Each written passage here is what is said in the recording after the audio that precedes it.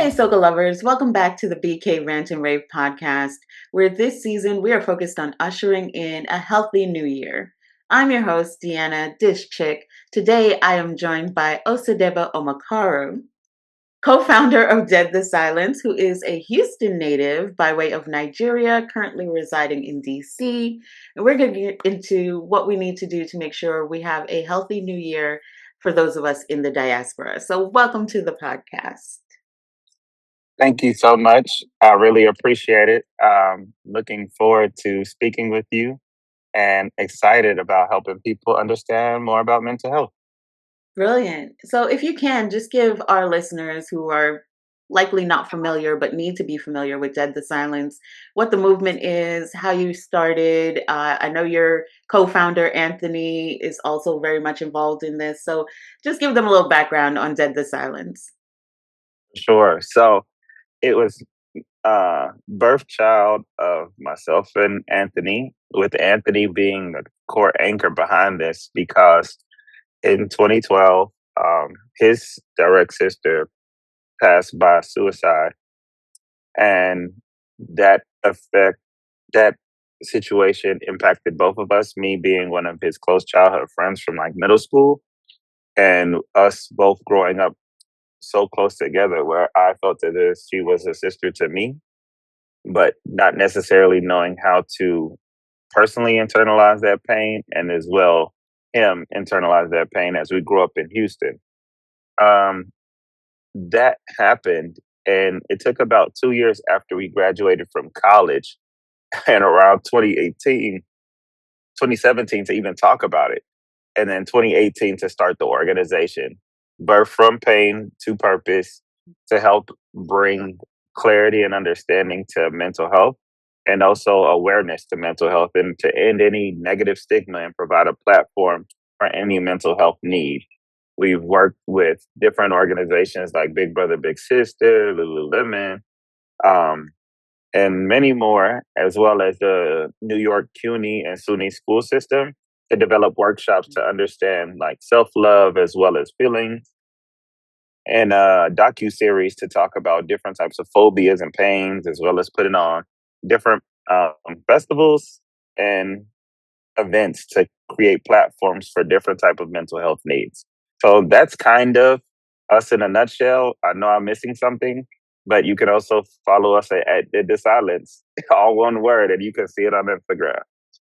Nice. Yes, everyone should definitely get familiar. I think this is something that, unfortunately, in our communities, we don't really talk about mental health. And when we do, it's not really going into depth.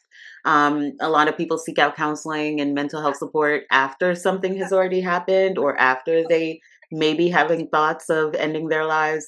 How do we get them to put this at the forefront and make sure that people are consistently thinking through, especially in our communities, mental health as a resource and being as proactive as you two are? I would say there's two ways that I would promote it.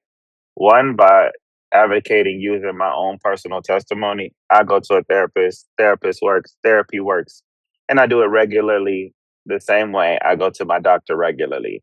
Whether or not I'm healthy or not, I'm going to get my regular checkup.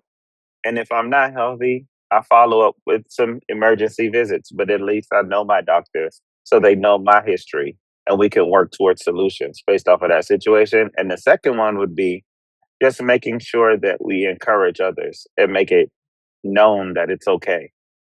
Most Yeah. of the conversations are taboo. And when you hear it, they'll be like, nothing's wrong with my mental health. You don't say nothing's wrong with my physical health and then not go to the doctor. And if you do, I suggest you change that. So I'm a Nigerian, so it's not very popular in my world and amongst foreign families like I know, but it's still something that we should do. And it's still something that we need Yeah, absolutely. It's preventative care, right? You want to make sure for that you're sure. checking up, especially when I'm speaking to men about mental health or even physical health. I'm like, think about it like your car because they can relate to that. Yep. Like when you go to the mechanic, you don't wait for the transmission to blow. You don't wait for engine fire. You go get your regular maintenance to make sure you don't have that Hmm. large blow up, especially on the highway or some other inconvenient time. So you should treat your mental health the same way, where you're just constantly going and checking and making sure, you know what, I feel like I'm handling this okay, but maybe I'm not, or maybe I should make sure. I agree. I think a lot of things that we do, we can easily do. A lot of people say they try, right? I'm trying. Because sometimes you tell people, and out of like a cop out way, they'll say, I'm trying, I'm going to try. I'm like, you don't try to brush your teeth, you just do it, right? If you're trying to brush your teeth, we have to have another conversation. You should be able to do that. You should. You should. And if you don't have insurance, you still can go to a mental health therapist for free. There's a lot of government programs that help you without, at least for your first 12 sessions, without even having to pay. That's information I don't think people know, because they're like, "Oh, if you got money, you could go to therapy." And especially in the Black diaspora, it's like, "Oh, just go to church. I'm gonna Oh, give it to yeah. God." You definitely can give it to God. But God also enabled people with skills so that they can bless you in that work. So, I mean, when you want to read and you want to do math, you don't say, I want to give it to God. You go to a teacher. So let's go to our therapist, you know? I love it how it's practical. It's like, let's be really intentional about doing the work, making sure you are seeking this out, because I do feel, unfortunately, obviously in the case of Anthony's sister, it you don't think about it until you're past that point, right? You're probably in a situation where you feel hopeless, and so it's hard for someone to start day 1 with you when you're on day 20 of your emotions and feelings. So I could see how that would 100%. be a problem for some people. And let's not make it seem so easy because it's Mhm. not. Me, myself, I went 4 years after suffering from the traumatic experience to even get to a place where I could have a conversation, let Mhm. alone me waiting until 2022 to get a therapist myself after working in dead to silent. So it's not easy for everyone. But my goal is to help it become easier for you than it was for me. Mm. I like that. I like that, especially because you are two men who are talking about mental health. And let's be honest, that's not usually the case. It's, I'm going to tough Hmm. it out. I could do it myself. I'm not weak. I'm not a punk. I could do it. I'm just going to, Hmm. maintain. I'm going to just focus and isolate and like focus on work or throw myself into something else or do something unhealthy. Like I'm going to go drink a beer with my friends. And then, that turns into a different situation. So, how do you feel when you're talking to other men like, "Hey, we really need to focus on mental health?" I How do I feel when I talk about mental health? I feel excited, but then I also have to calm down because everybody looks at you strange. It's like, why are you talking with such excitement? I am not about to be vulnerable with you. I'm not going to share none of my problems, especially if they come from such a strong patriarchal, misogynistic mindset. And I say those words not with any form of negativity, even though I don't necessarily think you need those things, but I say it from a place of actuality. Like that might be your mindset. You might have grown up here and be a man. You might have grown up here and men don't cry. You might have grown up here and um, tough it out. You might have grown up here and all these things, but you never heard, let's process. You never Mm, heard, let's breathe. You never heard, let's feel. These are things that help you help everyone around you. A lot of myself, I'm gonna just use me. I grew up with the idea I shouldn't cry. If there's ever a negative situation, I demonstrate my toughness, and that's gonna help me be a man. That's my manliness. My manliness is right in line with the ability to be tough. Well, we're not we're not rock. mm, So I mean, being tough doesn't make me more of a man. As in, only thing that makes something more of anything is if a rock is tough, because a rock's supposed to be tough. That's what a rock does. Like you can look at the definition; it probably has toughness there. But a man is a person with feelings. A man is a person with emotions. A man is a person with the way you can feel bad as if you got injured. the same way Mhm. you can feel bad in your feelings. So let's work on healing that. Yeah.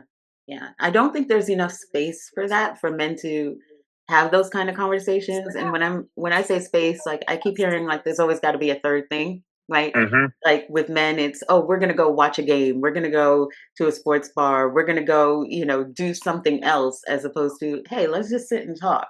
Whereas with women, you more likely will be like, girl, I need a minute, let's just talk. So I'm Hmm. curious what you would think or any ideas or advice on how to create those spaces for men to have even conversations of vulnerability like, hey, I'm going through some things right now, or I'm not feeling that great right now. I would say, honestly, and this is me, but I think that it's okay to do this and it's okay to have the third thing because that third thing can be the space. A lot of men have mental health, deep counseling sessions in the barbershop. Mm, A lot of people don't see it that way because it is entitled that. Because once you title it something that you're comfortable with, it's cool. But if you title it something that might be a little taboo, it's a little strange. So I think you can go to the barbershop and have a conversation. I think you could go have a guys' night and just take out the vices, like maybe not talk about the women, maybe not talk about the sports, maybe not have the drinks, but just have some like non mood shifting elements around and have a conversation. If mhm. you can have a conversation with your brother, you can have a conversation with a stranger that can be a brother or a That's sister. no, I like that because I do think, as an outsider, because as a woman looking at male friendships, I'm kind of like, how do y'all like you sat with this person and watched a whole football game and you will say you hung out with him, but you didn't talk to each other, you didn't check in, you don't know what he's going through. How is this a friendship? You have an activity partner. I don't know. Just from the outside it's a little bit strange. So how help me understand y'all with that. Okay, I could give you my view. It's not every man's view. I will tell you men aren't monolith, but I Mhm, will also say that I know what it feels like hanging out with my homie playing video games for 16 hours. We will feel as connected as anything. And I think it's from the idea of camaraderie and fellowship. mm, Fellowship is therapeutic. Just like some people go to the gym and all of a sudden they feel release. And I'll even add to it from chemical standpoint. When you're doing those things with each other, you're increasing the dopamine in your body, which is a relieving effect.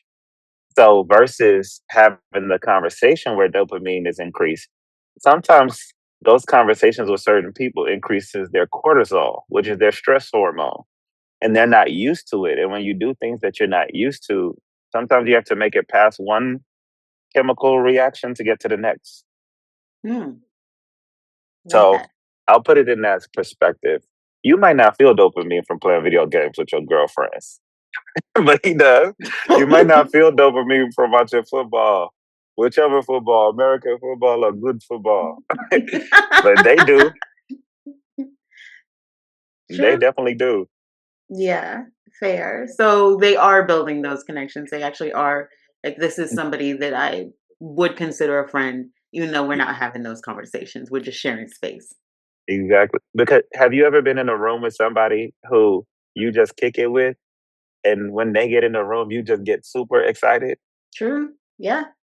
That's the feeling chemically inside you because they have done it enough where when they come into your presence, the dopamine is already kicking. Mm. Okay. I like that. Yeah, Ladies take notes. They are communing. they are just in a different way, but that still doesn't mean that they can't express the depth of it. That's kind Mhm. of surface level. That's kind of like the quick fix. But if you want deep change, it takes deep work. Yeah. No, that makes sense. Yeah, I get that. I like hearing it from that perspective, especially when you think about, look, we're just vibing. This is good vibes, good energy. This is actually calming me down. I'm actually in a good space right now, even though it looks like Exactly. we're just staring at the screen. Exactly. Yeah. That's what it looks like, and that's what it might be. I might not like him, so I'm just using the screen as a distraction. You don't know. You don't know. Using this screen so we don't end up throwing blows. Who knows? Fair enough. Fair enough. I will also really try to, I feel like an anthropologist sometimes when I'm watching men. I'm just like, what? How are you? Is this working for you? Are you? Hey, hey, you are an anthropologist. You are learning and discovering every day. But I would say, keep the same energy, but with communication. Mm, Ask the question versus looking. So dead to silence is dead to silence for a reason because we believe that the communication and the action of actually using an audible sound makes that release and creates that bridge for the feeling and the understanding. okay. Yeah, try it. Try it. Yeah. No, that makes sense. So how do you bring that to, you mentioned workshops that you guys do. How do you bring that into the workshop space where people are physically in the space with you?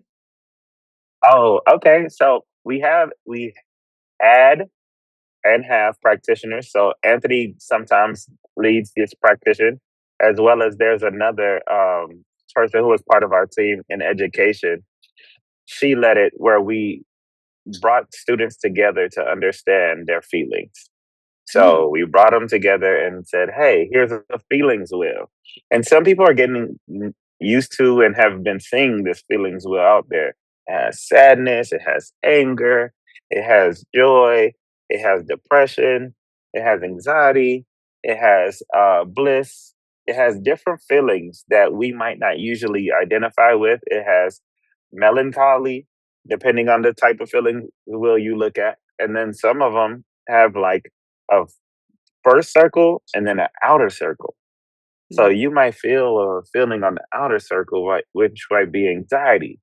But anxiety is an offset of fear and energy. So when you put energy into your fears, you get anxiety, which is a lot of energy in your body that you can't do nothing with because you're getting ready for something that might not even happen yet. mhm, Same thing with joy. Joy is a base feeling, but you might get like hysterical. Hysterical is a feeling that you might feel, but it's on the back end of joy and mhm. overwhelming. So it's like overwhelming joy makes you hysterical. Okay, makes Yeah. sense. No, I like that. And so when people are participating in these workshops, let's just give them an idea of what to expect, like how this will go, how it works, what they should be prepared for. Because it sounds like, first of all, you need to understand what you're feeling. How do you now facilitate that? Well, the thing is, that's why it's the will. So, all right. Mhm, So I'll put it to you like this. One, I have never practiced this event. I know what it is, but this isn't something that I lead. mhm, But it will go like this. You get in the room, you get to know the people first because you can't help anybody you don't get to know. Once you have the information, you share with them what the feeling will is and how you see it. So demonstrate it so that people understand what it looks like. Just like I walk through those feelings, they would walk through those feelings. And they will share the will and let them talk amongst each other so that they can start to understand the feelings. And then through the workshop, they will then share the feeling with the group. And then we can break down what those feelings might be if they run into roadblocks. And then overall, the goal is to have them be able to see the feeling, identify it in themselves, and then be able to articulate it out loud. mhm. Because the best way to handle something is once you've identified it, whether it's a problem or a good thing. You can't really deal with something you don't know. Right. Nice. So you get them to first understand what the feeling is. Hmm. Because I know as somebody with anxiety, sometimes I'm like, I don't know. It's just a Hmm. lot. I'm feeling a lot. It just is a lot. And I've literally said it like that. I'm like, it's a lot. That may That not that necessarily mean anything to someone else. you when you say it feels a lot, right? So I'll bring out the feelings wheel, and I'm like, is it a lot in a happy way? Is it a Mm, lot in a sad way? Is it a lot in a or is it overwhelming mixed with this? And then mhm, this will help you guide it to the feeling. You're like, oh no, I'm in fear. And that's like, oh yes. So how do we deal with fear? and then we could go into that after the fact. We Nice. first thing is identifying the filler. We're not going to overload you with steps on steps on steps. Because this ain't counseling. We're not counselors. What? I'm gonna walk into the workshop and work out healed. What are we You talking know, about? that sounds amazing. That Do sounds not have amazing. that expectation. Do not have that expectation. Do not have that expectation, even with your counselor. You ain't gonna walk in and walk out healed. You'll walk in and you'll have the tools to be healed, though. Fair. Fair enough. Yeah, I like that. I especially like that it's a group setting, but it's also making it comfortable for people to actually share because sometimes it's hard, especially when you're thinking of people from different backgrounds, you're thinking of men or women, how we communicate. It's sometimes hard to explain it and we get caught up in the trying to explain it. So I like the idea of no, we'll break it down together. For We'll get sure. there. For sure. Yeah, I appreciate that. So you also have your documentary that you mentioned. So let's tell a little bit about that and the goal, how that came about as well. For sure. So it's like a docu series. It actually started with our first attempt to talk about Dead to Silence. So that Dead to Silence actually started as a T-shirt, Oh, and it's because we didn't have the idea. We're just two guys, like you said, from Houston, trying to figure this thing out and share, like get more people to speak out. So we was like, we're gonna take T-shirts, we're gonna sell these T-shirts that say "Dead to Silence," and everybody know that that's leading to healing. Well, in the photo shoot, Anthony was asking questions. We was, of course, um, encouraged liquidly. So we were just more I free. love that. And pretty much what it started off as was the photo shoot that Mhm. turned into very personal questions amongst people that we were close with. And we uncovered different things about each other, where Anthony was able to pull out of me, anger as well as rage and how I processed that as a young man growing up. Um, some of some of our other friends, we also talked about like homophobia and what that meant and how that impacted our upbringings. We talked about perfectionism and what that looks like in us, as well as imposter syndrome. And then we've also talked about like anxiety, depression. What does that look like as you go through and work with those things happening to you and through you? Yeah, no, that makes sense. And so Yeah. just from the conversation, you were like, wait a minute, this is more than a t-shirt. This is way more than a t-shirt, and everything was recorded. So ever since it was all recorded, that's what gave us the when we would look back over the tapes and it's like, hold on, this photo shoot is live, but this content is crazy. So we put it together in a clean way, and then we showed it at NYU's art studio, and Mhm. we brought people together to view it and see each clip from each person and their stories and what it was talking about.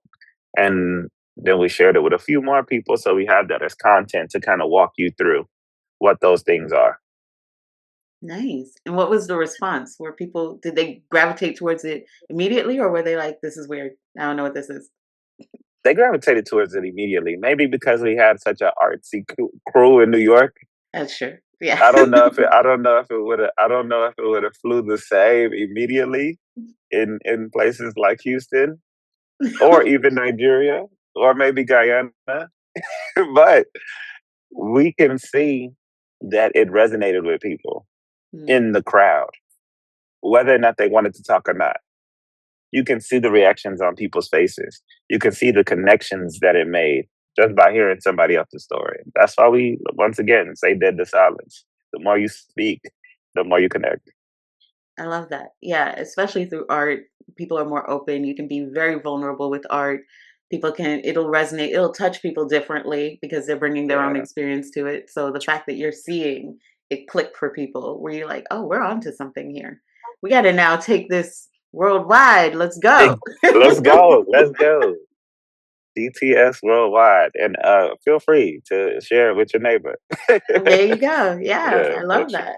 Absolutely. And so now what's the goal for this? Because this is definitely, it's I won't even say a controversial topic, but it's something that people are very worried about talking about. They're not sure if they're going to appear weak having conversations about this. There are some people who are like, I'm fine, I'm fine, I'm fine, until they're not. So, Hmm. what do you hope people do with Dead the Silence? Where do you want to see it go? How do you hope you'll reach more people?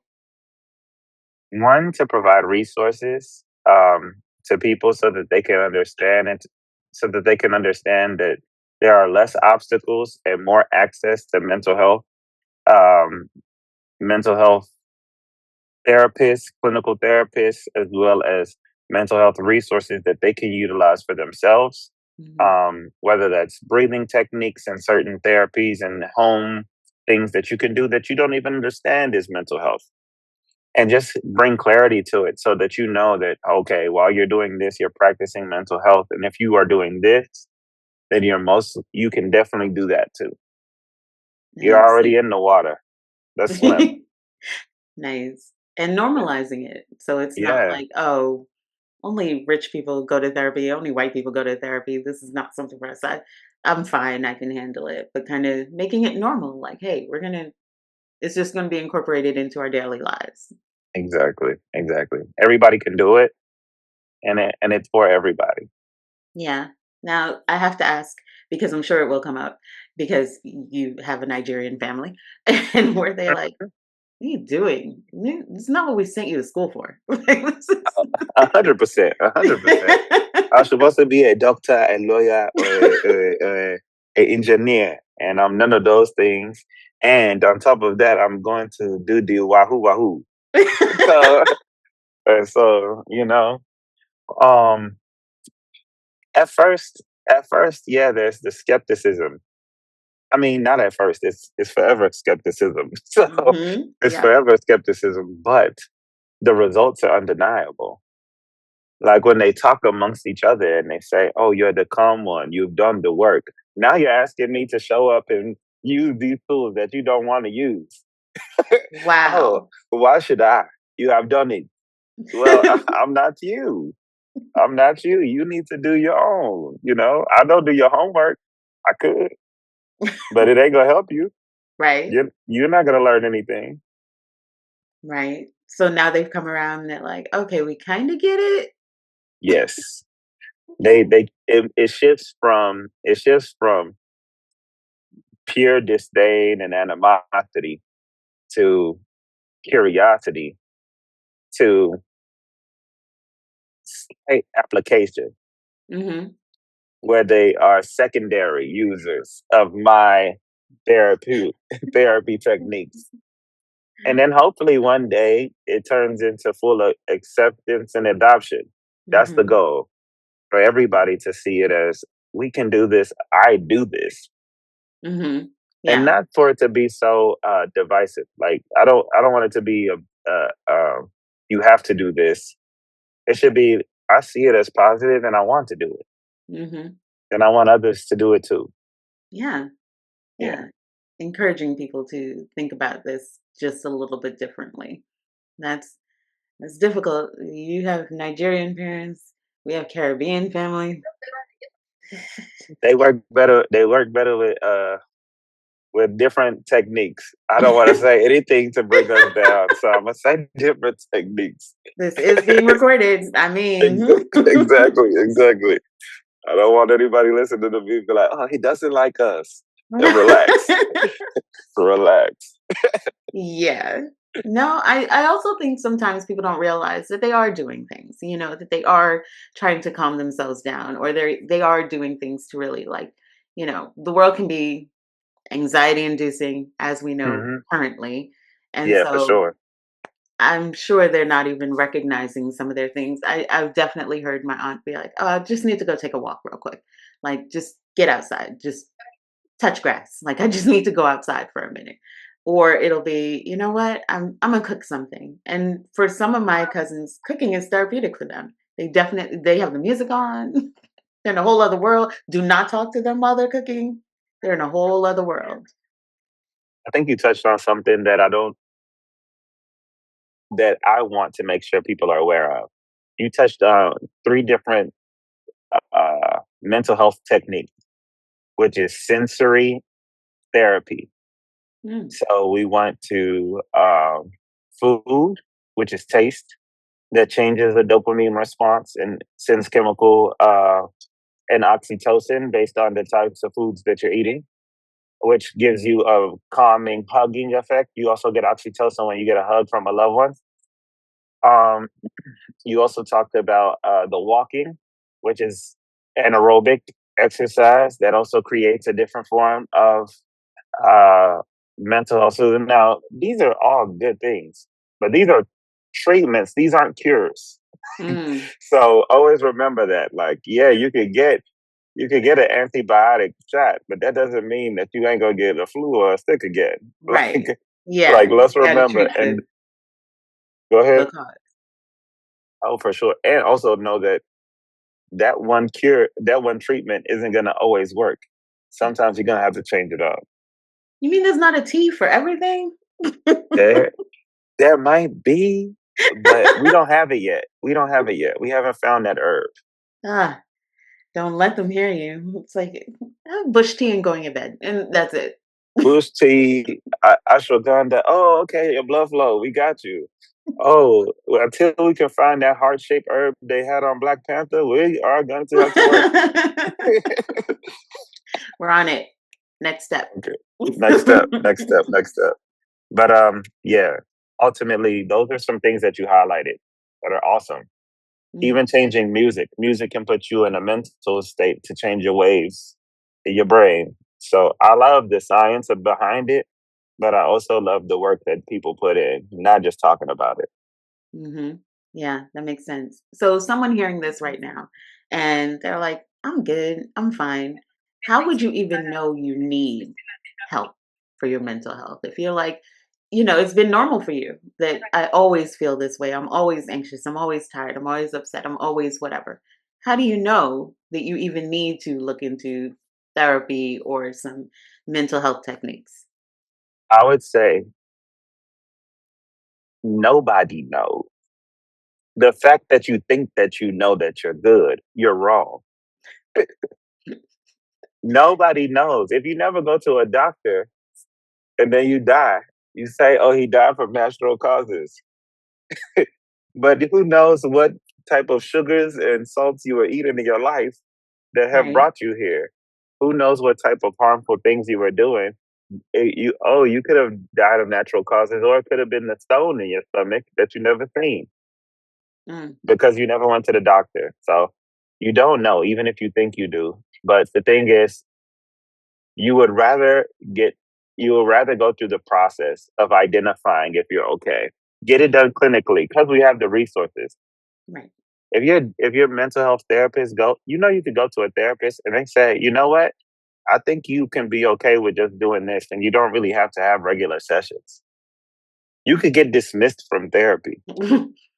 And that's okay. That's not a Hmm. bad thing. You can't just some people might and I'm this is a whole nother topic. This is a whole nother episode, but some people go to therapy and they get upset when the therapist says, now you don't need me. I know someone who that happened to. And he was like, Yeah. see, it doesn't work. It's not that it doesn't work, it's that you just had a good visit. Like, why would you go to the doctor and you want them to just give you a tetanus shot and you don't have tetanus? No. You'd Yeah. be like, I paid for it. I Right? paid for it. You gotta give me something. I'll give you a lollipop. Now leave. That was a $4,000 lollipop. Therapy, I'm gonna even give you averages. Therapy in some cases can cost as little as $12 to as high as it could be thousands, honestly.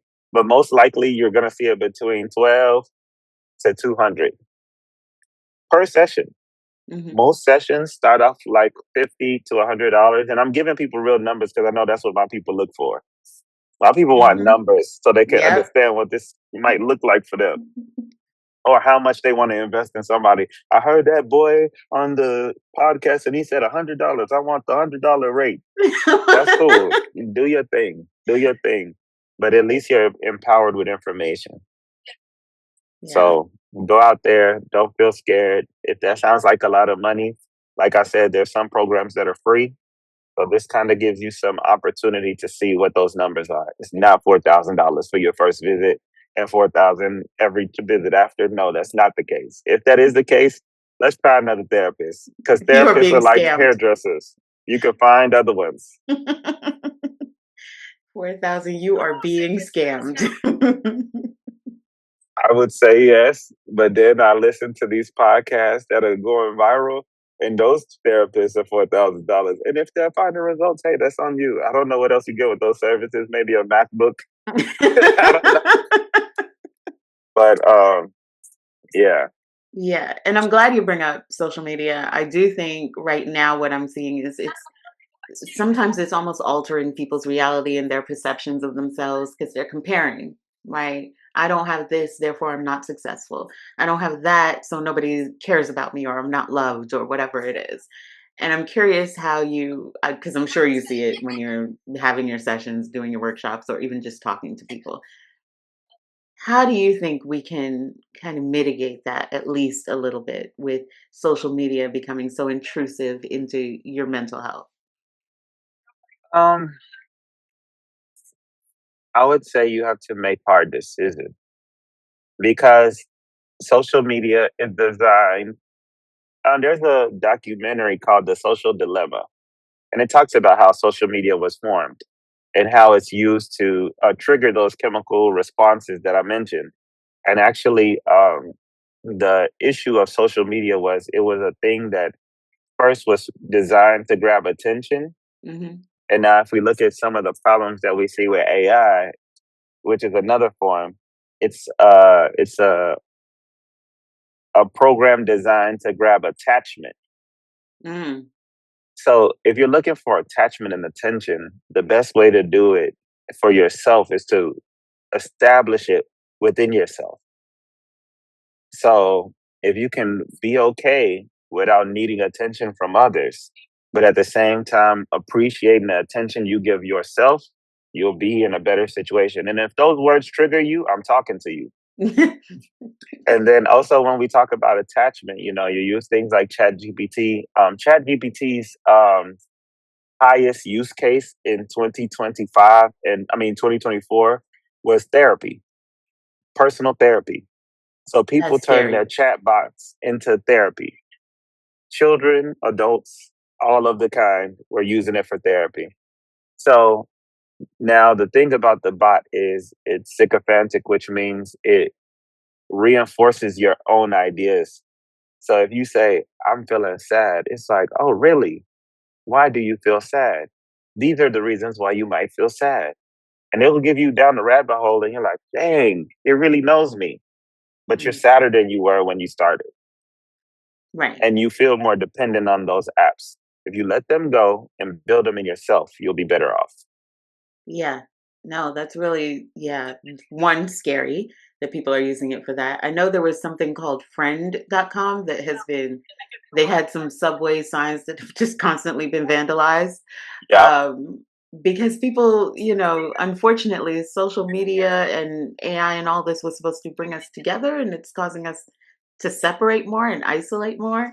And so people are like, no, I don't want AI as my friend. I agree. I agree. I agree. I think ultimately everything around you is a tool. I don't get mad at the knife when somebody uses it to kill somebody. I get mad at the person Hmm. because I don't get excited about the knife when my mom uses it to cook something good or my wife uses it to cook something good. I thank the person. Yeah.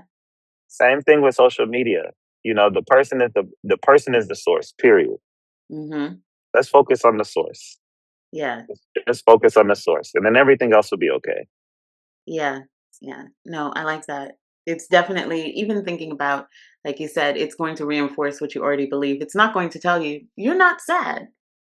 Nope. It's It's going gonna. to It's justify your sadness. ex- exactly. I've never heard chat or any AI tell you, hey, tell me the capital of this. You don't need to know that right now. It's not gonna do that. It's not gonna do that. It's We'll like you get need to there. be doing your homework or drinking water. It ain't saying that. It isn't giving you the real. We haven't gotten the Black Mama version of AI Because the black mama version of AI is the black mama. yet. Accurate. Hmm. Like, why are you worrying about that? Did you do your homework? Did you Did you drink your water? All this did water you in the fridge, you didn't drink any of it. You're exactly. drinking juice. Now that would be something. That would be something. Did you call your friend today? Did you go outside? Did you? That's those are that's the chat people don't want. They want Mm-mm. chat. They don't want chat. Seriously. I'm Hmm. concerned about it because I really do think, like, especially, I'm in my 40s. I'm 46. I have no shame. Go Um, ahead. Looking good. Look at Thank 25. you. Oh, it's the filter. I feel you. But I didn't grow up with social media. I didn't grow up with, everything I do needs to be on Instagram or TikTok or anything like that. In fact, when Instagram started, a lot of people started posting pictures of their breakfast. Hmm. It's just like, I don't think anyone cares what I had for breakfast today. So I'm not posting that. Even now, it's hard for me to be posting a lot on social. Hmm. But I do get concerned. I can imagine what that's doing to people's brain if you're constantly comparing yourself. Oh, this person has, this car, this bag, or this lifestyle, or is taking these trips, or is doing this and doing that. And so now I don't feel like I'm good enough because of what I'm seeing. Uh, so I'll ask you, so what's the question? I'm concerned, and so I'm curious because I'm sure people are like, just put down the phone. And I'm like, okay, but younger people grew up with this. This is their norm. How do you get them to differentiate and have that discernment of, I don't need to compare to this other person. I need to really make sure I'm living a life that it fulfills me. How do you even ingrain that into someone who, like, from the time they're born, I'm gonna be honest, parents are putting cameras in their faces the whole time. So they're used to this. How do you get them to have that discernment of, okay, let me focus on my own life, my real life. I would say unless that child is omnipotent or a prodigy, they will not know because all we do is what we're taught. Mm, And then sometimes we deviate from those things and sometimes we evolutionize those things, but it starts from the source.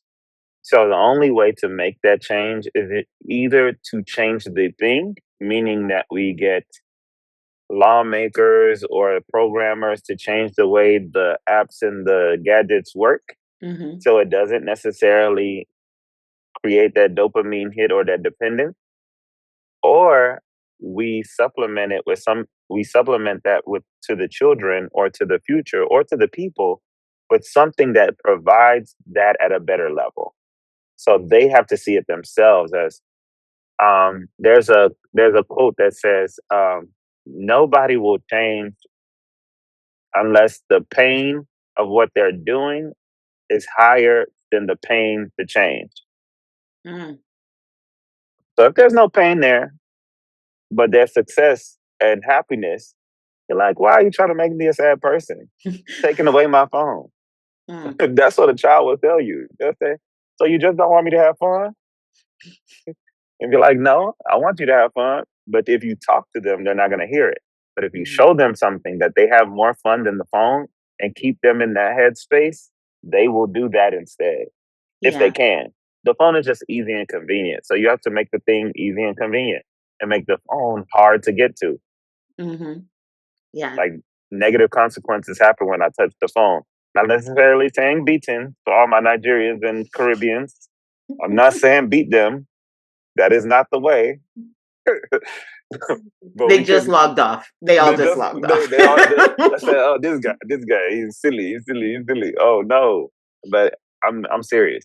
Like find a way to incentivize them in another way. No, that makes sense. And especially being, a child of immigrants, when you go back home, first of all, Guyana, we have brownouts. We have, so, there are a lot of things you can do in real life that do not require electronics. And so when we But were younger, going back home was just like, you're out most of the time. Somebody has to drag you back home, drag you back inside. that's a different level of comfort. I think we're both in the U.S. I'm Mm. Nigerian. You're Guyanese, but in the Mhm. U.S. there's a different level of fear. Yeah. People don't just let their kids out. Even the Guyanese or the Africans, they're like, no, it's 5 o'clock. You need to be in the house. Mom, there's still sun outside. Right? Don't scare. So what am I doing in the house? Oh, you must read your book. I don't even have a book. Can you telling me to read it? So I get my phone. I look at my phone because my phone, at Mhm. least I can find a book. And Yeah. then when you get around, I'll show you the book that I wasn't reading. But That I wasn't reading. yeah, but I say that to say this: like ultimately, we have to enable the kids Mm. to also support them and not move out of fear, but most likely faith. Like, hey, I know my kid's good. I support their exploration. Other families do it. I'm not gonna say what color, but other families do it, and they support Mhm. them. Yeah. They like to support We their know what folks. they are. They like to support their folks, and they like to like let them walk away and Mhm. open doors on their own as they enter the grocery store and let them pick out the groceries that they're eating that night. That Mhm. type of support of exploration creates new neural pathways in the brain saying that I can do this without needing that. Mm. The more we encourage dependency, even though connectivity is good, the better off they can be independent. Nice. Yeah. I think that will be hard for some people because they're, like you said, it's safety. I mean, I live in New York, and so Hmm. it's need to be able to find you at any moment, need to make sure you're okay. And there's that fear of if you're offline, I don't know where you are, I don't know what you're doing. You could be getting into anything. Now, I don't say no need for governance. Like, there's a difference. Like, I could Just be open the tracking, door and let them run free. let them run free, but you can have trackers on everything they do. Hmm. I think not surveillance, supervision is important. Like, Hmm. I'm gonna create a structure, but at the same time, I'm gonna let you expand beyond. As long as it is keeping you safe.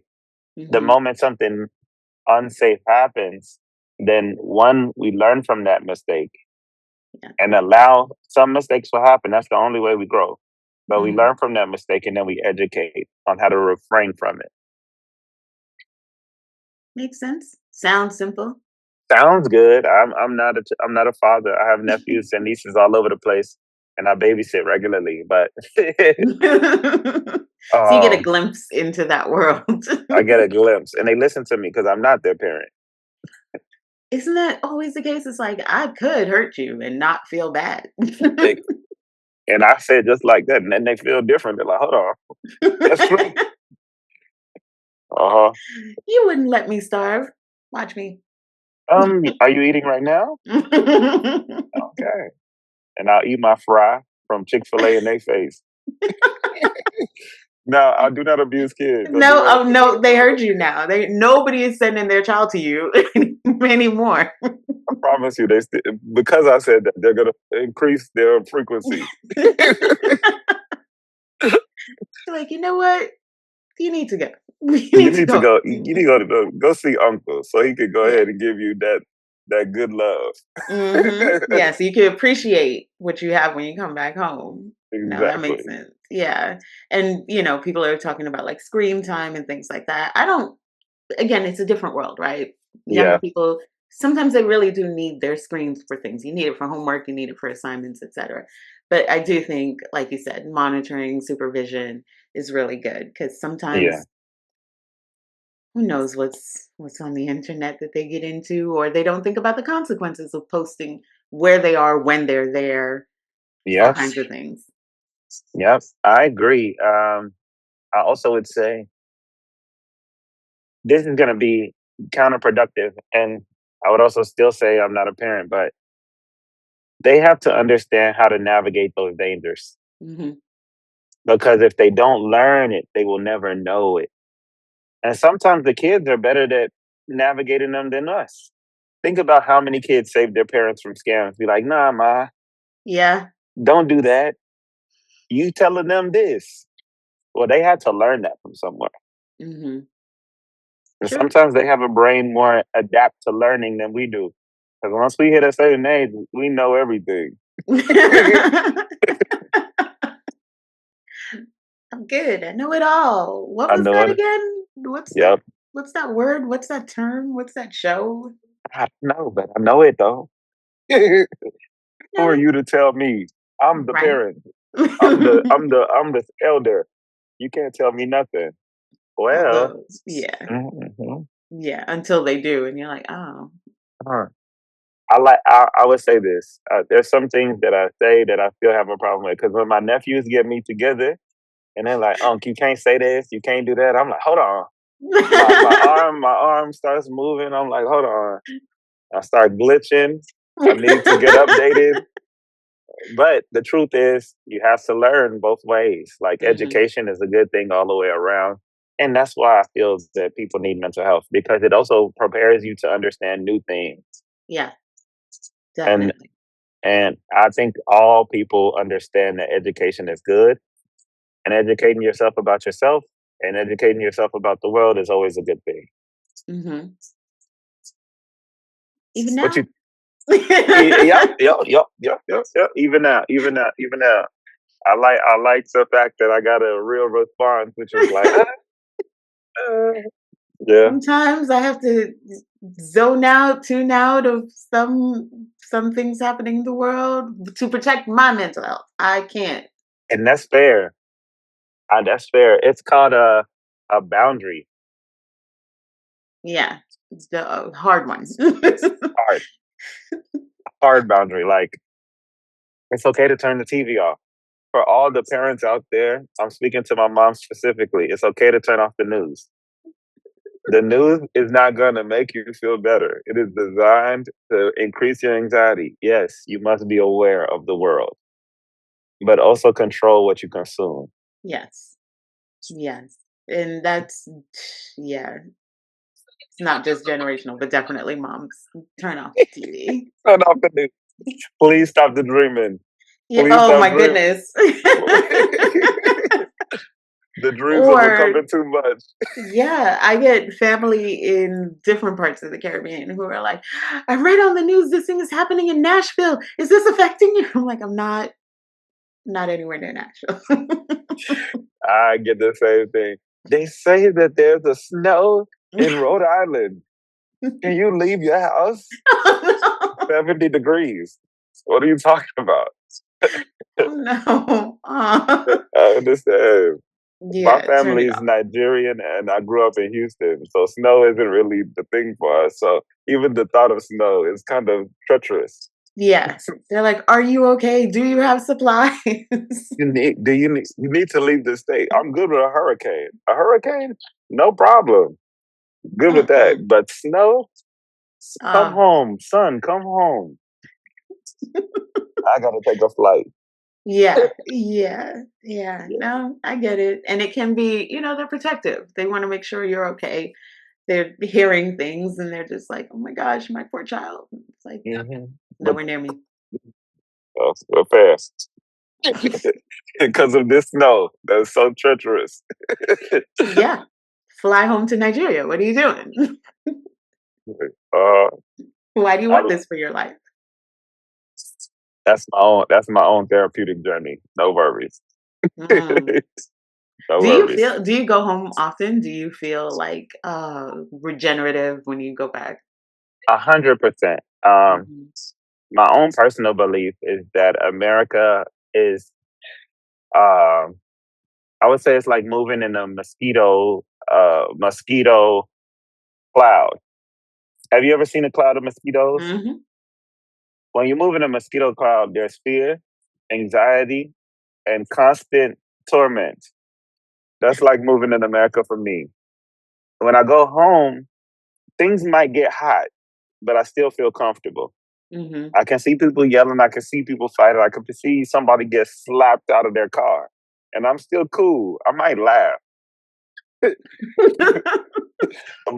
but here it's different. Then I have Hmm. to be on alert. If the police come in, will somebody die? Will this be a traumatic experience? Will they Mhm. suspect me even though I wasn't part of this? Like there's all of these nuances that start kicking off in my brain where I don't feel that at home.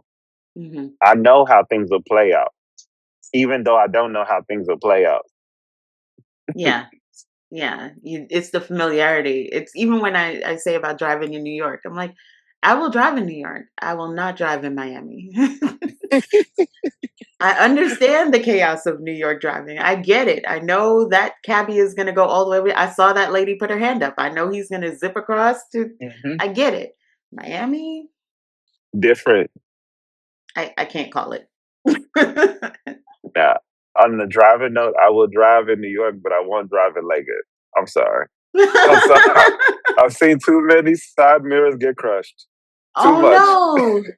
Oh no! Aw. Yeah, those motorcycle guys, they'll just squeeze through the tiniest hole. Ooh. Wow. Oh, yeah, no, no, Mhm. I Mhm. fully understand. Yeah. But for a lot of, we're definitely, this podcast reaches a lot of Caribbean Americans, Caribbean people in the UK. And it's like, oh, I just need to go home.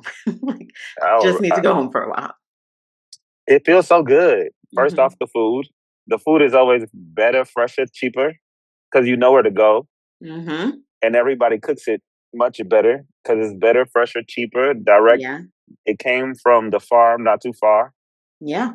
Then the feel of the people, like that tension that I mentioned in that mosquito Hmm. soup cloud, you don't feel it there. Like, yeah, you feel the heat, but I mean, it just feels good. Even the heat feels good. You're just like, I'm uncomfortable, but I'm here though. I get this. I I get, understand this. I understand it. And then you're with the family, Hmm. which can be a stress and a blessing at the same time, but the laughter is much better. I say that leaving the country, you see going to Africa or going to Nigeria for me, I see the highest form of feeling. I see happiness at the highest form. I see anger at its highest form, but it's pure, it's unadulterated, it's unperverted. Like Hmm. this person's angry and it's valid. Yeah. This person's happy and it's pure. There's no sometimes sometimes here people will be happy and then the thought will kick in their head and then they're smiling, but on the back of their mind they're worried or something. Yeah. I think it's different here. Yeah, absolutely. I mean, so what you're saying is, Hmm. as stress relief, we should all go to the Caribbean and Nigeria. I agree. 100%. 100%. As stressfully, let's Hmm. find a trip to the Caribbean. It should be Hmm. put into a just like they give out those $1,500 in taxes. Just give us a ticket, but let us come back. Yes. Yeah. Right. That part. I do have bills and things here. Mhm. Oh, Yes. true, true, true, true, true, true, true. But yeah, it is regenerative. I definitely, even though, sometimes I'm not going back to Guyana, I'm going to Barbados or Trinidad or somewhere else. And it does definitely feel better, especially when you take away a lot of the racial aspect of it. A lot of people Uh-huh. look like you, sound like you, eat like you. A And so hundred you just percent. feel more like, oh, okay, I get it. I understand. I will say, even when I went to Ghana for year of return, I had never been to Ghana. I got off the plane and was like, this feels like home. This feels very familiar. This smells familiar. It it's a different type of thing to go home. It's a different type of thing to go home. And you got to understand the level of centuries that connect at a Mm. cellular level with home. So when you go there, even white people will be excited to go to Africa. So it's just a different thing, and even the Caribbean similar. But I would say when you go home, like when you went to Ghana, you were Mhm, treated well. You were fed well. You mhm. had good memories. I don't know if this is true, but I believe it is, even though I don't know you. It Um, is definitely true. I feel the same way when I've been to the Cayman, I've been to the Bahamas, I've been to Jamaica, and those places just feel good and black. Mm. Good, Literally. good Yes. and black, and it's like I don't even know how to explain it, but it's good. It's good. Yeah, it's familiar, but it's like those ties are there. It's Yeah. definitely there. And it definitely, I will say, you just feel more like I can be myself. I can just be an individual. You made me think, and that's another form of therapy in itself Hmm. because those are the senses. Your senses are triggered different. But then also, um, when you're used to a certain level of chaos, your brain develops in a way that makes that situation comfortable for you. Hmm. And I'm not saying that it's chaos there in any form or fashion. I think it's just different. I think that the whole world has chaos in different ways. Yeah. Like a storm. A storm is chaos, but it still happens. We just grab umbrellas. Hmm. We're used to that in at going to a black place where we know it's home and our bodies know it's right. Yeah, That's absolutely. and that creates a different level. Everybody should travel though, because it's gonna Oh, help you fully agree. understand. Yeah. If Fully you agree. have the ability, travel. Yes. Yeah. Yeah. Just even out of your environment, because I definitely do know some Black Americans who are like, because it's that stereotype of Americans don't leave, they don't really travel much. Yep. And one of my friends actually told me, she was like, most of my family is here. Where am I going? Like, if I want to travel, I travel to see my family, and they're Mhm. more, in the middle of the country, or they're in the South, or wherever. So my 3 hour flight might not be to Bermuda. It's going to be to Atlanta, or it's going to be Atlanta, to Charlotte. So, Houston. or Houston. And so I get it, but wherever you can kind of get back in touch with that feeling of, I'm good. I'm with my family. I'm with people I know, or I'm in an environment that I understand. I think everybody should do that.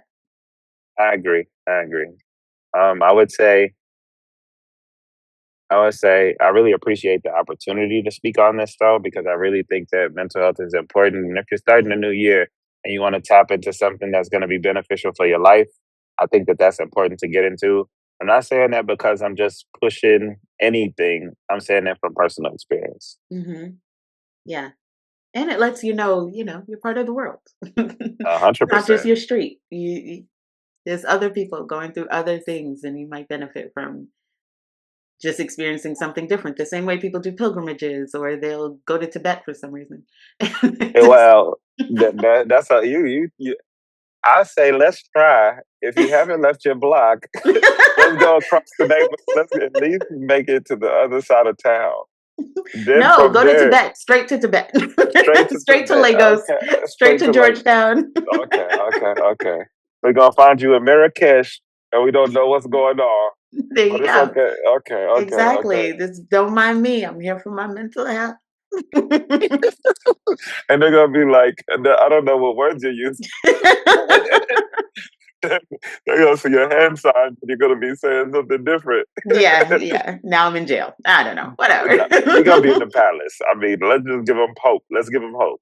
You Exactly. go from your block to Tibet. You in the palace. Let's think about that. Use that as affirmation. Manifest it. Yes. There you go. Manifest to balance. That's about. No, I Oh love man, it. I love it. And I appreciate you coming on the podcast and definitely sharing your insights, talking about it even from a chemical level, things that I did not realize, or things that I do that I didn't even realize why they were so comforting and important for me. I appreciate you breaking that down. no problem. Hopefully, people listening or watching are also like, oh, yeah, I could do that. Or, yeah, that's why that thing is affecting me in that way. And maybe who knows, they show up at one of the workshops. Hey, that'll be awesome. Or the events. We're looking to start. We'll host a festival in Brooklyn. Most likely next year in July. So July, we try to focus on the birthday of Ashley who passed, and we try to create an event that kind of brings all forms of therapy and all things dead to silence together. Nice. I love that. Definitely share that information. We will put that into the description. Make sure everybody gets ready, geared up. They get themselves to Brooklyn. If they're not already here, why are you not here? Um, so that they can come out and support the event. Right now, we don't have all of the details locked in because New York has been funny last year, and that's been a whole nother situation Yeah. because a lot of things just popped off recently that changed a lot of the incentives for nonprofit. But Mhm. that's another heat. That's another conversation. We're gonna focus on the fact that we're still gonna do it, and I'm gonna Yes. share the information from our last one so you can see the images. Yes, absolutely. And of course, we'll keep people posted as things develop so that they know. I mean, July in Brooklyn, Good time. I Who's beating mean, it? Who's beating it? Who's beating it? exactly. Let's make it happen. No, that's Okay. great. But also tell people how they can follow you and how they can find out more about Dead the Silence. For sure. So if you go to Dead the Silence, that's DEADTHE Silence, all one word, .org, you're going to find our website. And then if you put in Dead the Silence, the way I just mentioned it, in Instagram, all one word, you will find us where you can follow and tap in with me as well as Anthony, our co founder, and anybody else in the kinfolk community. We call them kinfolk versus people because that's how we feel. Love Once you with that. us, we Southern guys, so kinfolk are together. And then also, if you go to TikTok and you put in Dead the Silent, you'll find us there. And if you have any questions, feel free to connect to us through any of those. The most active we use is Instagram. We are we also have Dead the Silence Facebook, so you can check us out there. So we have several ways to connect, but if you have any questions or you have a platform or you have a something that you want to bring to us that you need want to see happen, we like to bring radical things into fruition very quickly. So just let us know. And we thank you so much, this chick, because this chick brought us here to share this story with you. I appreciate it. I am so excited to see what you guys have coming. This is such an important conversation. Props to you for taking this on. This is a very difficult thing for people to understand, accept, and then engage with. So, as much as BK Rant and Rave can support, we definitely will. We'll let people know what's coming, how to find you guys. Everything will be in the show notes. So, I Thank appreciate your you. time today. And thank you, everyone who's listening or watching us on YouTube. We appreciate your time. Thank you for joining the podcast. Thank you so much.